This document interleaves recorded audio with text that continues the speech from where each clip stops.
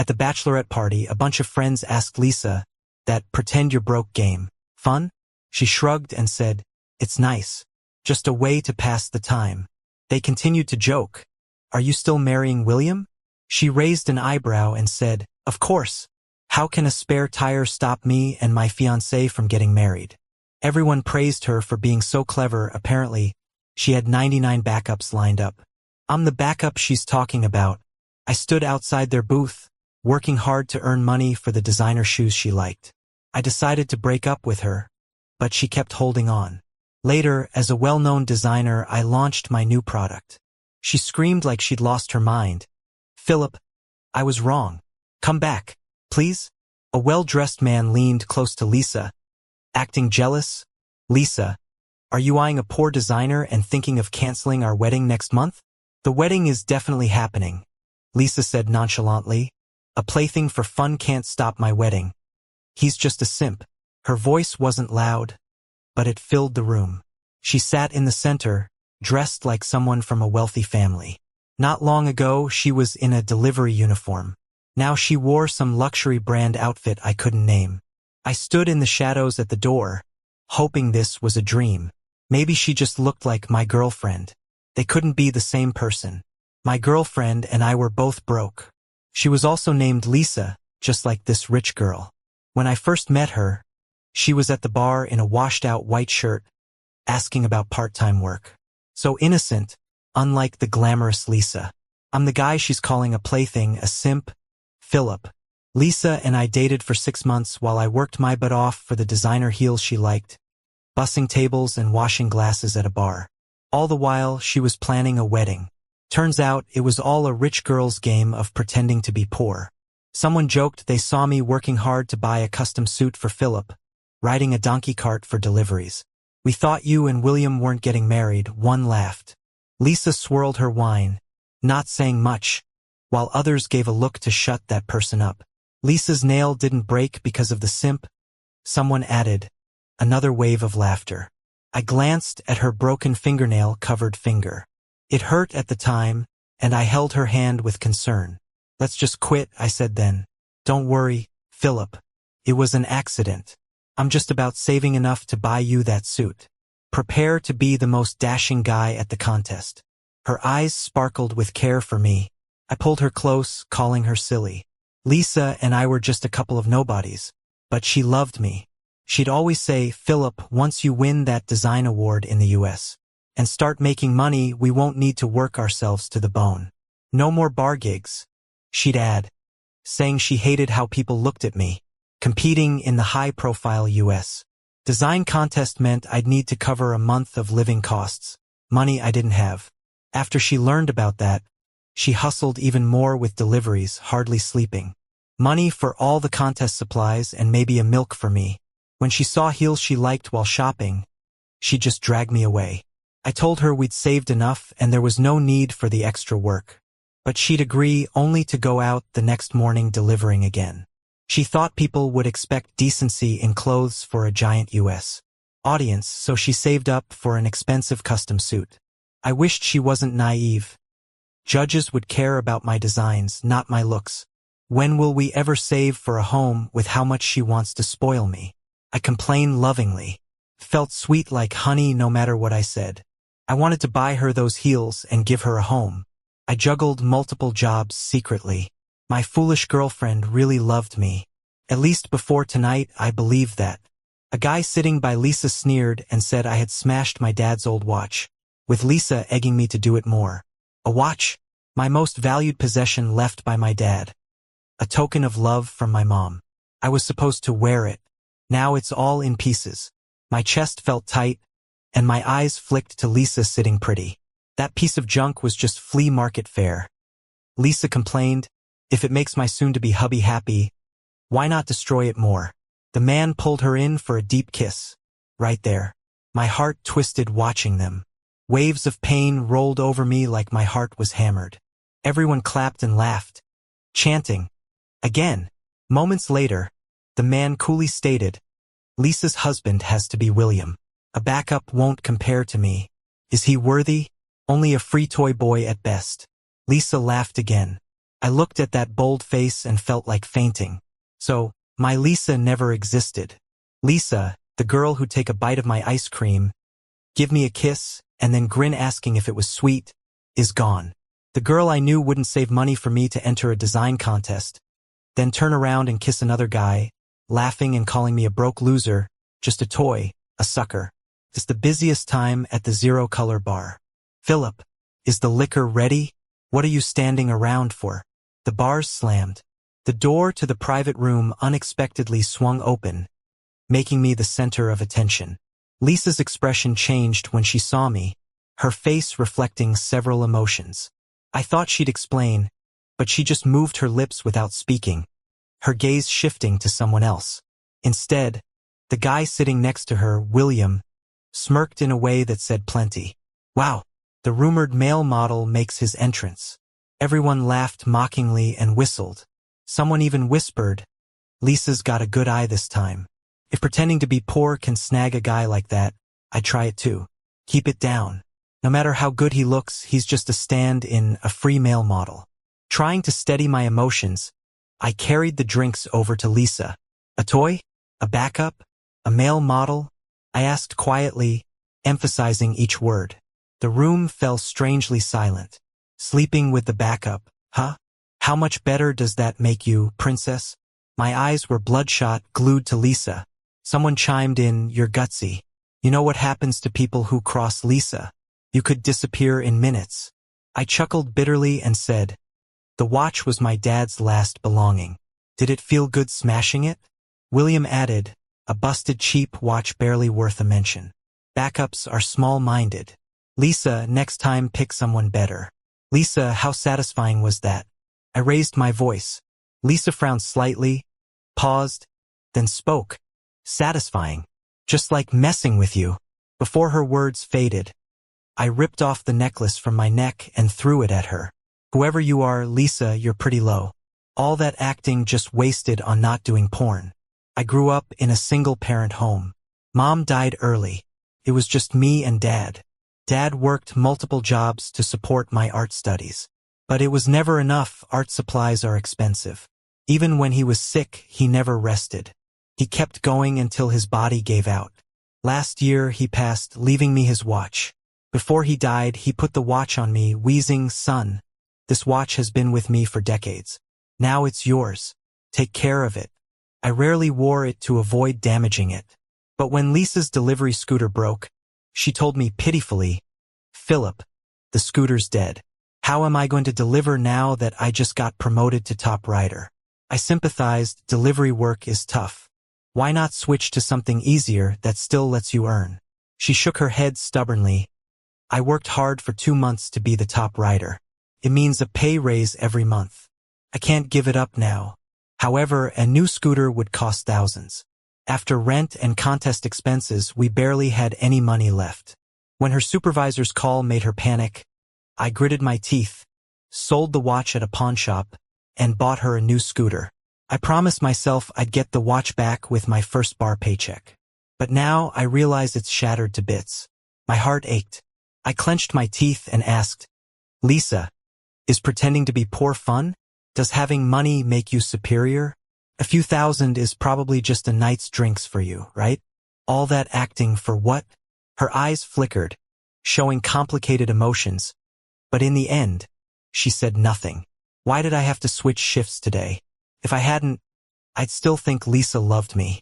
It's not my fault I'm poor. I shouldn't be toyed with like some fool. Before leaving the room, I dumped the tray of drinks on her, watching as her fancy outfit got soaked. I felt a twisted joy, but my tear-filled eyes gave me away. Her eyes watched my pain, her mouth barely moving. Philip, The summer night was lively, but the apartment was deathly silent. Philip, there's still 1,000 left. You've got enough for the trip to the States. Lisa, you don't have to save for me. I can handle it. Don't kid yourself. How long will it take you alone? Pay me back 100 times over when you become a famous designer. Philip, grab me a cake from the corner shop tonight. I want tiramisu flavor. The aroma of tiramisu filled the dressing room, much like how I filled the room, discarded like trash. Yet the cake came from a place of love. My appearance was just a result of some twisted poor disguise game. Low music played in my ear while I sat alone at the bar, waiting for the boss to hold me accountable. She probably knew what happened in the room. "Want a drink?" a soft female voice asked nearby. I looked up. A tall woman in a black velvet dress stood there. She had a classic elegance. I shook my head. "You knew from the start," I said hoarsely, hinting. She blinked lightly, sipping her drink. "She's been playing the poor game for a while. You're number 99. As a VVIP at this bar, she's a customer and I'm the owner. Maintaining client privacy is a business principle." My lips tightened, my eyes angry and hurt. But why did it have to be me? She sighed softly. Turned out, back in college, Lisa had someone she couldn't have. But they broke up under family pressure. After that, she started pretending to be broke and gathered multiple stand-ins. Countless men have fallen for her, and you're just one of the stand-ins. I heard her attic has a room dedicated to collecting items from all her past stand-ins, completely filled. These types of people keep love and marriage distinctly separate. You can still walk away now. She added a bit of comfort. I clenched my fists, my breath shaky as I repeated, "Stand-in?" Suddenly I chuckled, murmuring, "So, I was just a stand-in." "Yeah, her fiancé William is one of the stand-ins too. Does that make you feel better?" Half her face was hidden in the light, making her other eye shimmer. It was so bright it was a bit dazzling, and I slightly avoided looking. Then, another sharp female voice came through. "Just a moment ago, you were acting all deeply in love with me, and now you're hooking up with another woman?" Lisa had just changed outfits. Her voice was icy, with a chill in her eyes. She played me as a stand-in, used poverty as a game, and insulted me alongside her fiancé, calling me a sycophant. Now she's suddenly acting like a victim, questioning why I'm with another woman? It's utterly ridiculous. She continued to taunt. "Disappointed in me already? And now you're with Amy? Too bad she and I are from the same world, wearing Givenchy and Chanel. Philip, she won't take you seriously. For people like us, marriages are always just for fame and profit. You're just a backup plan for fun." She let out a casual scoff. "If you really take it seriously, then you deserve what's coming." I raised a slight sarcastic smile, not responding. She looked at my dim eyes, changed her tone. "Philip, I still care about you a bit. We can still be boyfriend and girlfriend like before." Amy suddenly chimed in. "Doesn't Lisa's fiancé mind? Or does Lisa want to keep up appearances at home while being unfaithful outside?"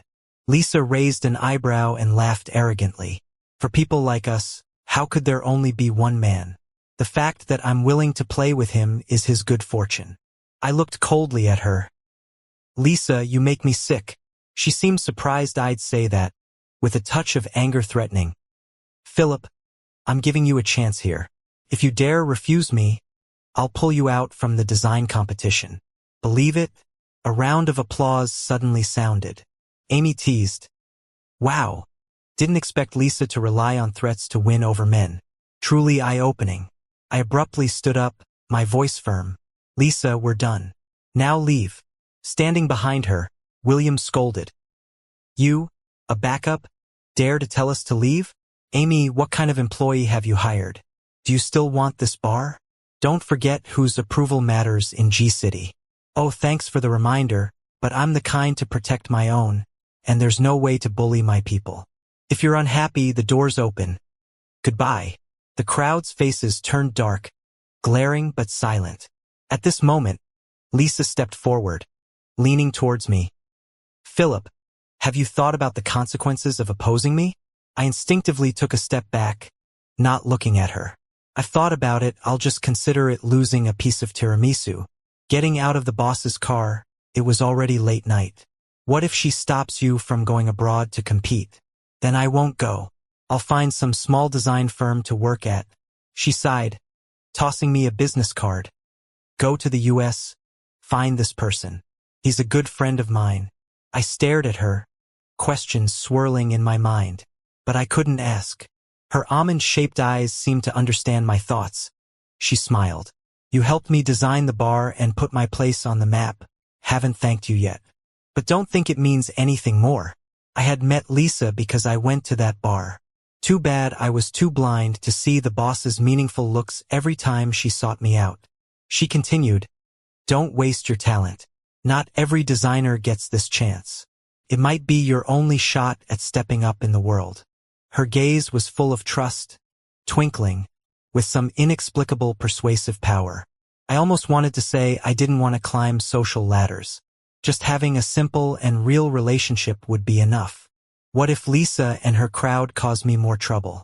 Poor folks, when facing the rich, even just survival can seem tough. I exhaled slowly, looking at the distant streetlights. Thanks for your trust. How should I thank you? She pondered for a moment. When you win, just promise me one thing. She smiled slyly. Before the words were finished, she abruptly leaned in. The light rose sent from her body close. Leave tonight, afraid you won't get out if you wait. My face flushed slightly as I nodded awkwardly. That night, after exchanging contacts with the boss, I boarded a flight to the US. Just before the plane took off, my phone vibrated a few times. Where's the tiramisu you lined up to buy for me? Bring it over now, and I'll forgive your rudeness today. I decisively turned off my phone. Lisa will settle our score when I get back. US apartment. This might be the best place I've ever lived. It had a private bathroom, windows that caught the sunlight, even equipped with a computer just for designers, covering every detail, which eased my mind a lot for my first time abroad. I asked how much the rent was for this room. The boss's friend answered, Amy's property, you live for free. I could only accept this and fully devoted myself to preparing for the design competition.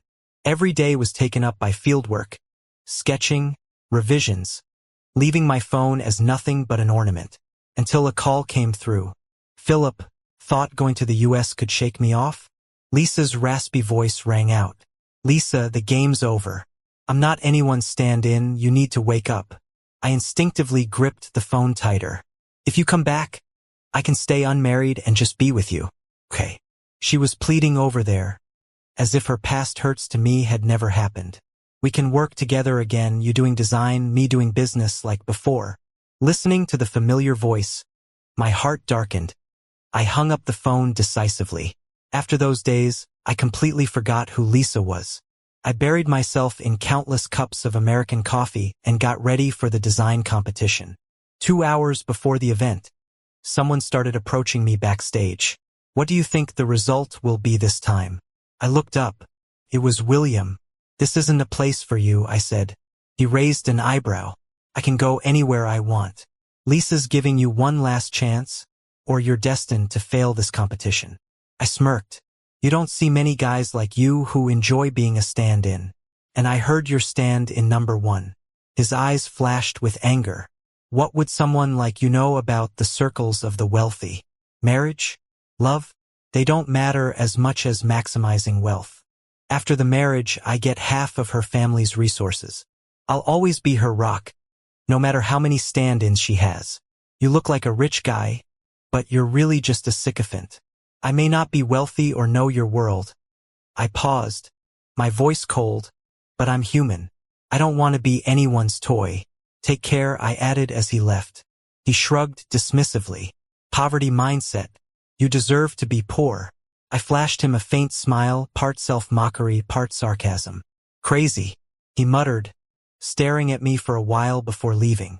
I watched him go, preparing for the worst. The competition went on as planned. I made it through several rounds, reaching the final stage.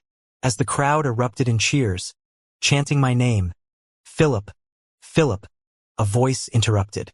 Participant Philip's design entry is suspected of being counterfeit and ineligible for any awards. The room buzzed with murmurs. I turned to see who spoke. It was William, looking pleased as punch, with Lisa beside him, her expression complicated. Philip, there's still a chance.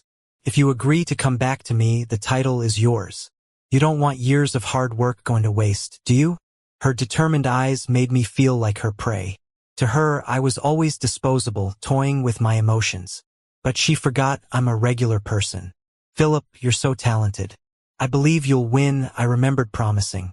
Once I win the prize, I'll give you a home, a place for just us. What she didn't know was I wanted to win for the $1 million prize money to give her a safe haven. Now, that dream was shattered by her own hands. Once my biggest supporter, she'd become my main obstacle. Her fiery red dress pierced my heart.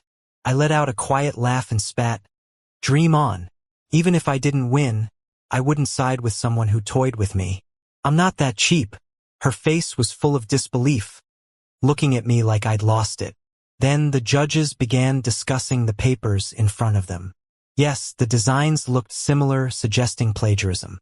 Meanwhile, people in the audience whispered, "How often does a Chinese winner emerge in this competition? Didn't expect a scandal. Doesn't seem like a copycat to me. His social media work shows creativity. He submitted that design a month ago. If he can provide revision records, he's good. Let's wait and see what the judges decide." My palms were sweaty. I submitted my design a month ago with Lisa by my side. She knew all the revisions and wouldn't let me get back up. I scanned the audience for a familiar face, a pair of sparkly eyes, but she wasn't there. Just as I was about to give up, a voice from the judges' panel rang out, "Philip's design revisions are more comprehensive in both time and quantity." Thus, the panel confirms Philip did not plagiarize. He is this year's champion. Cheers erupted, though I was filled with confusion. Who helped me? Let's give a warm welcome to last year's champion, Miss Amy. To present the award to Philip, I stared blankly at the person in front of me, feeling lost. Amy, in a silver strapless gown, with her fitted waistline and relaxed curls, looked even more captivating. "Stunned?" she whispered. I awkwardly smiled, feeling embarrassed. Why do I always get flustered around her? But Amy, the last year's design champion? How? After the awards, Amy and I headed out together. We hadn't gone far when someone grabbed my hand. Lisa, looking ready to cry, had lost her haughty demeanor. "I was wrong, Philip. I shouldn't have done that. I just really wanted to be with you. Can you forgive me?" I pulled my hand back, speaking flatly. "Lisa, let's keep this public. We're not close." She was stunned, then glared at Amy furiously. "You refused to reconcile because of her? Amy, 3 years ago I could have you lose a hand, and I still can today. Believe it?" I'd never seen her so menacing. This was her true privileged self, I realized. Amy seemed slightly rattled, like a nerve was touched.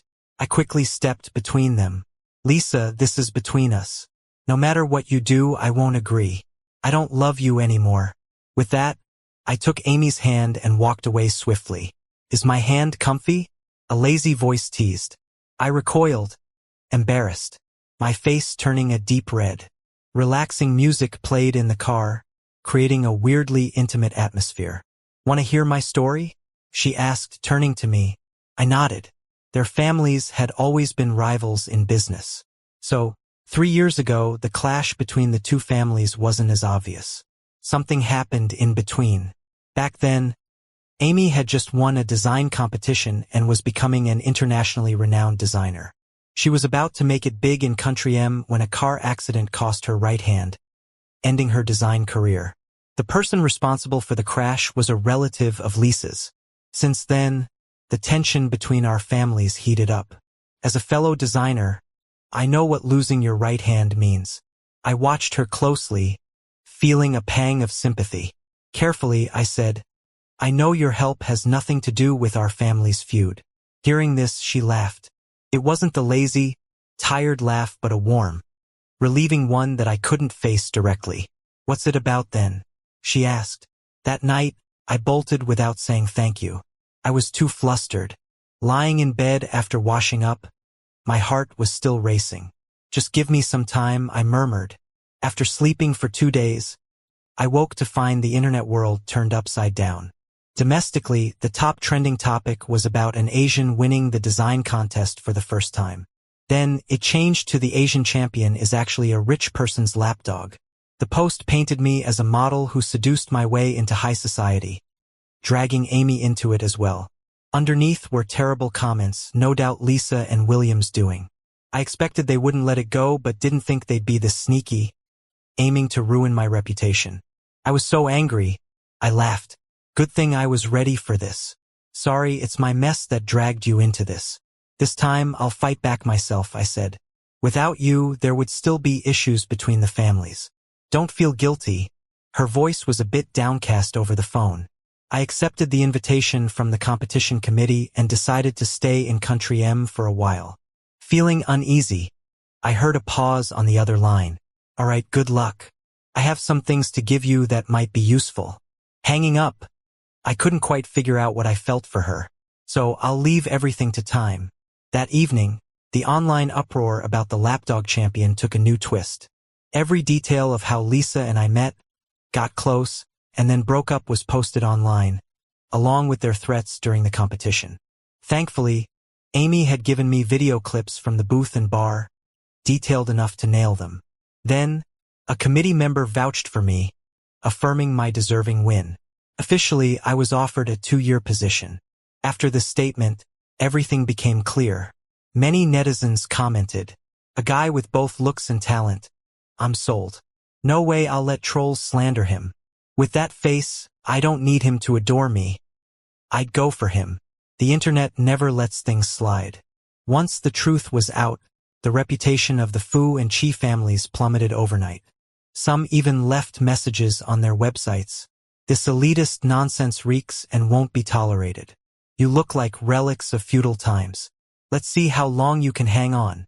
Their businesses with hotels, travel, retail brands faced boycotts. Amy, as a competitor, secretly stirred things up and reaped the benefits. She called, "How did you pull it off?" With a chuckle, I said, "I promised the platform owner a villa design." She laughed softly, teasingly, "You still owe me a favor." At the M Country Design Expo, rumors said they'd reveal past winners' works and submissions. Yes, even Philip's design for the F Country Museum is shown.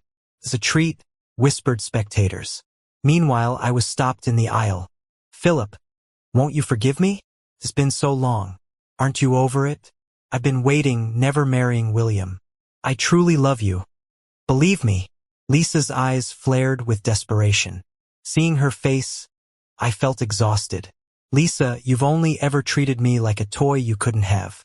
Your so-called love is just a cycle of blows and candy. I can't handle it.